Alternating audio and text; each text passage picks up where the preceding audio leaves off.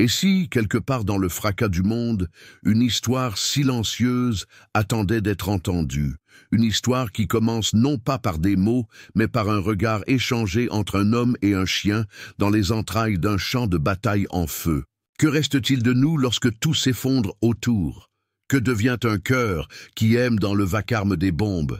Peut-on vraiment oublier celui qui nous a sauvés 1000 fois sans jamais parler? Ce n'est pas une histoire de guerre ni de gloire. C'est une histoire de présence, de regards partagés dans la poussière, de silence qui hurle plus fort que les armes. C'est l'histoire d'un lien si fort qu'il a survécu aux éclats, aux années et même à l'oubli. Et au centre de ce lien, il y avait un nom. Athos.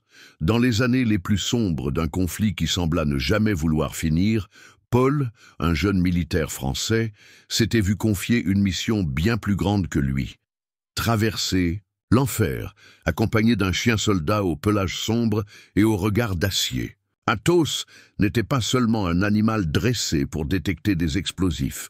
Il était cette présence constante, ce souffle fidèle qui veillait, qui comprenait sans qu'on ait à parler.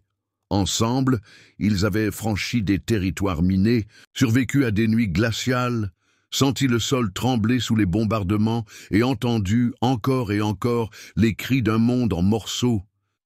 Les jours s'écoulaient comme des années.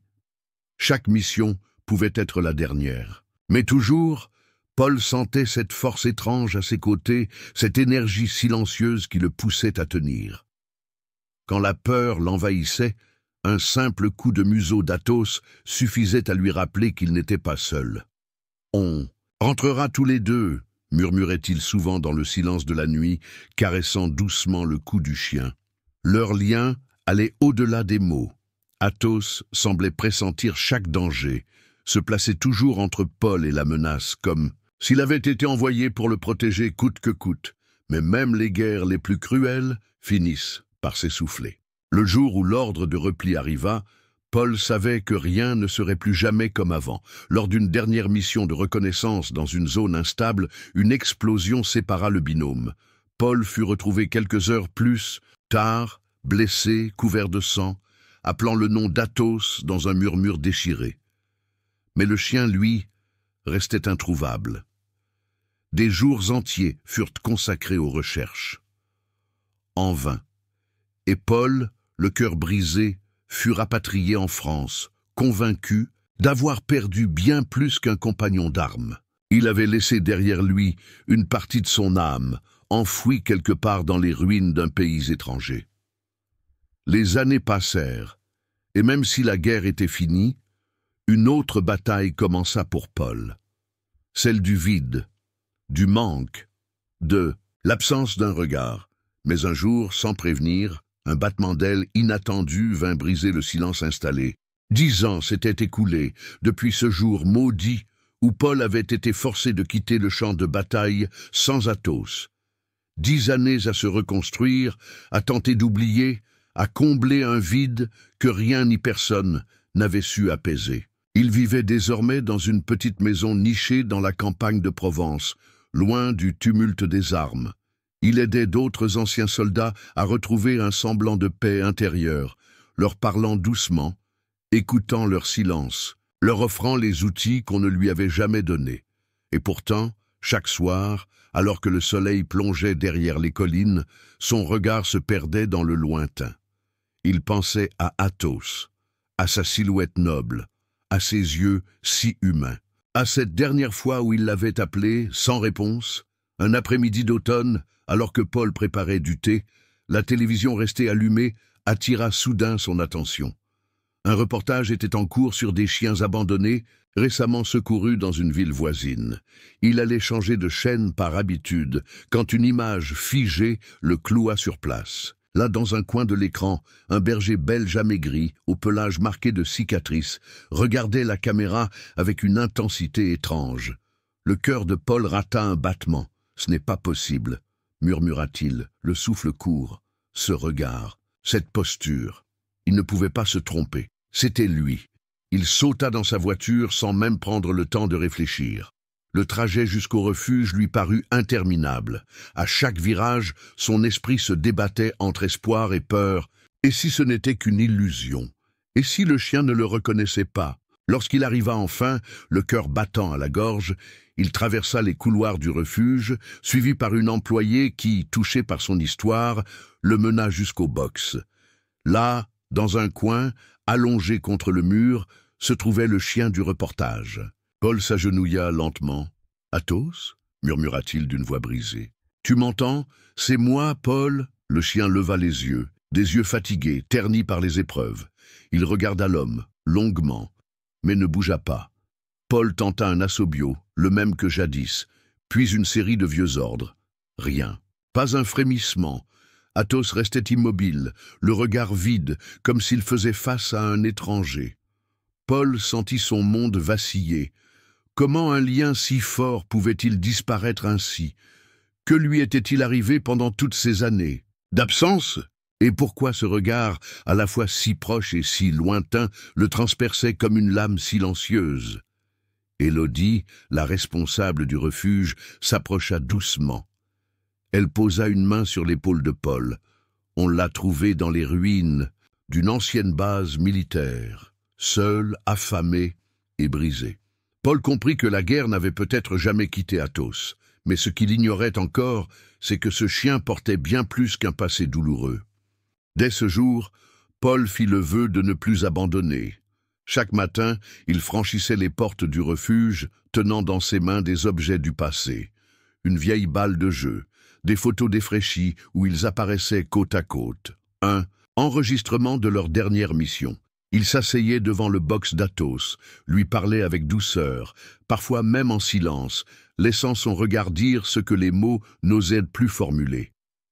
Athos restait distant, son corps tendu à la moindre tentative de caresse, ses yeux fuyants comme ceux d'un survivant enfermé dans une cage invisible. Mais Paul persistait. Chaque silence brisé, chaque battement de queue, même fugace, était une victoire. Il ne s'agissait plus seulement de retrouver un chien, il s'agissait de ranimer une mémoire effacée par la douleur. Puis, lors d'une visite de routine chez le vétérinaire pour soigner ses cicatrices, une découverte inattendue bouleversa l'équilibre fragile qui s'était installé. En palpant la nuque du chien, le vétérinaire fronça les sourcils. « Il y a quelque chose ici », déclara-t-il, avant d'extraire une minuscule puce électronique, bien plus sophistiquée que celles utilisées pour l'identification standard.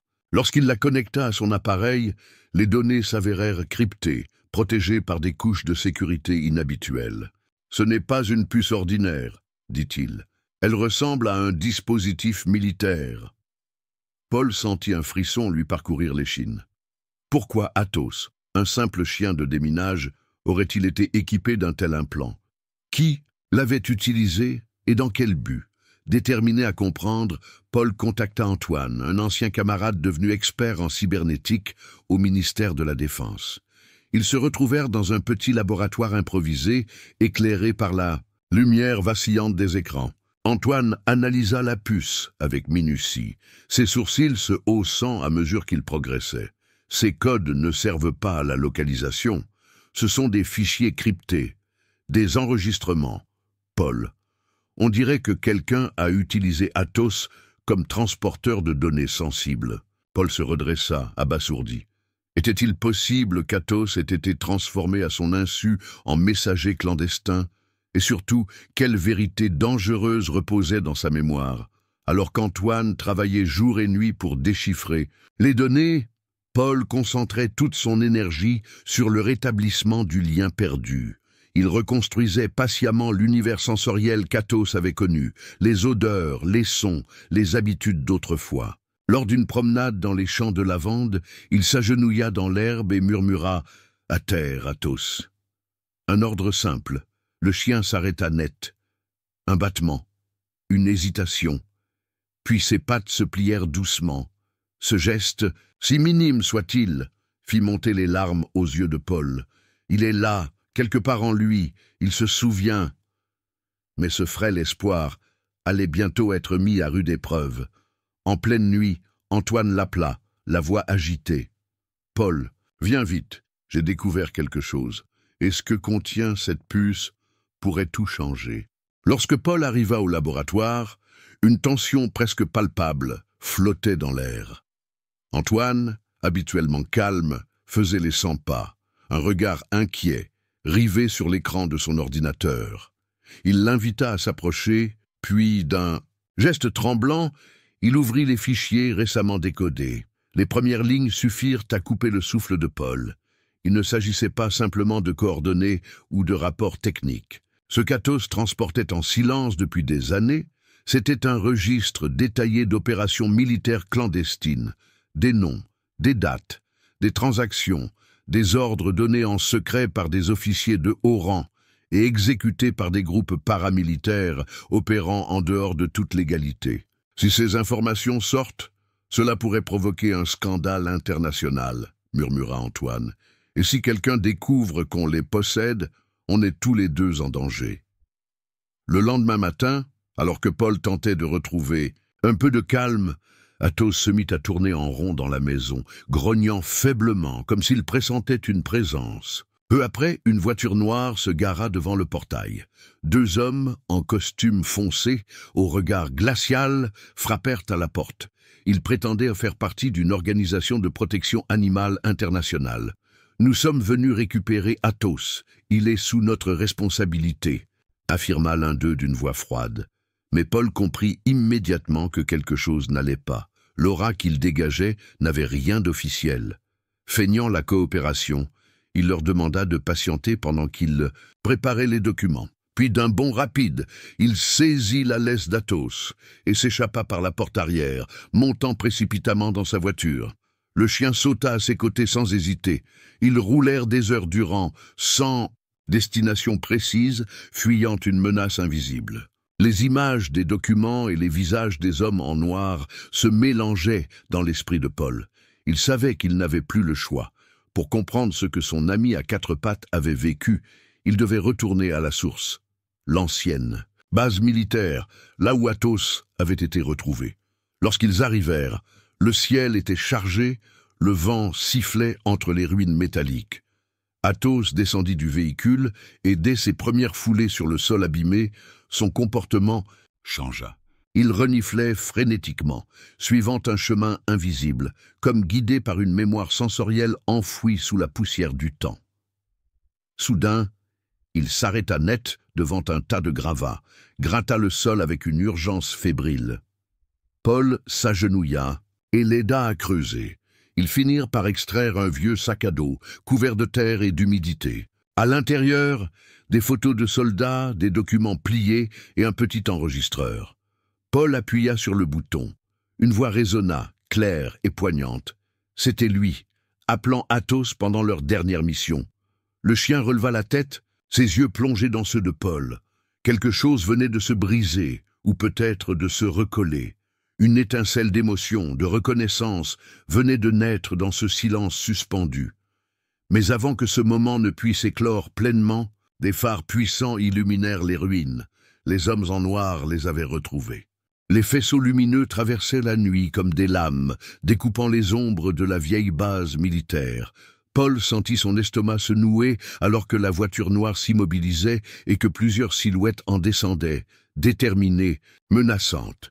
L'un d'eux s'avança à la voix tranchante « Donnez-nous le chien, et personne ne sera blessé ». Athos, maintenant debout aux côtés de Paul, le regard rivé vers l'ennemi, les muscles tendus, semblait être redevenu le soldat d'antan, prêt à défendre son frère d'armes. Paul, le cœur battant mais l'esprit lucide, comprit qu'il n'y aurait pas de compromis. Il ne venait pas négocier, il venait effacer des preuves. Et Athos en faisait partie. D'un geste calculé, Paul recula vers une structure effondrée, tenant toujours le sac à dos contre lui. Athos grondait sourdement, chaque vibration de sa gorge résonnant dans la poitrine de son maître. Il fallait gagner du temps. Paul sortit un vieux morceau de métal rouillé de sa poche et le lança au loin sur un tas de débris. Le bruit attira l'attention des assaillants. Profitant de cette diversion, Paul et Athos s'élancèrent vers une autre sortie, se réfugiant dans un ancien local technique. Derrière eux, les pas se rapprochaient. Paul murmura « On va sortir d'ici, mon vieux », comme toujours. Athos posa doucement sa tête contre sa jambe, comme pour lui dire qu'il était prêt. Dans la pénombre, Paul activa à nouveau l'enregistreur. Cette fois, une voix inattendue retentit, celle de Jacques, un ancien camarade de mission disparu. Depuis des années, il parlait d'une conspiration militaire, de manipulation orchestrée depuis les plus hauts niveaux, et d'une clé que seul Athos pouvait porter. Paul comprit alors. Athos n'avait pas été choisi par hasard. Il avait été utilisé, manipulé, piégé, mais il était aussi la pièce maîtresse capable de faire tomber tout un réseau de corruption.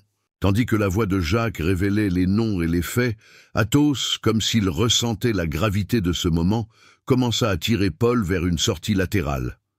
Avant de partir, Paul prit une décision risquée. Il laissa le sac contenant les documents dans le bâtiment, le connecta à une bouteille de gaz fissurée et plaça une minuterie rudimentaire. Quand ils sortirent, une explosion secoua la structure, projetant des flammes vers le ciel et ralentissant les poursuivants. Dans la nuit noire, Paul et Athos coururent à travers champs, poussés par l'adrénaline et la peur. Ils rejoignirent une cabane abandonnée où Antoine les attendait, accompagné d'un journaliste d'investigation nommé Luc. « Il faut diffuser ces données maintenant, c'est notre seule chance. » y insista Antoine en connectant la puce au serveur sécurisé, mais les hommes en noir revinrent, cette fois plus nombreux. Ils encerclèrent l'usine. La tension était à son comble. Paul, Antoine, Luc et Athos se préparèrent à un affrontement. Inévitable. Lorsque le chef ennemi entra armé, tout se joua en une seconde. Athos surgit dans un éclair de puissance et de loyauté, désarma l'homme avec une précision féroce. Paul saisit l'arme tombée et mit fin à la menace. Antoine finalisa le transfert des données et Luc, sans attendre, les transmit une plus grande rédaction. La vérité éclata dans le monde entier. Arrestation, enquête, démission. Lorsque tout fut terminé, que le silence retomba, Paul s'agenouilla près d'Athos, son pelage encore chaud, ses yeux calmes et profonds. Il caressa sa tête. « On a réussi, mon vieux, grâce à toi. » Le chien remua faiblement la queue, puis posa sa tête contre la poitrine de Paul. Le lendemain, tandis que les médias racontaient leur histoire au monde, Paul et Athos marchèrent dans un parc, au lever du jour, loin de la guerre, des mensonges et de la peur. Le passé les avait marqués, mais l'amour et la confiance avaient tout réparé. Et dans ce calme retrouvé, chaque pas qu'ils faisaient ensemble devenait une promesse, celle d'une vie en paix, côte à côte, pour toujours.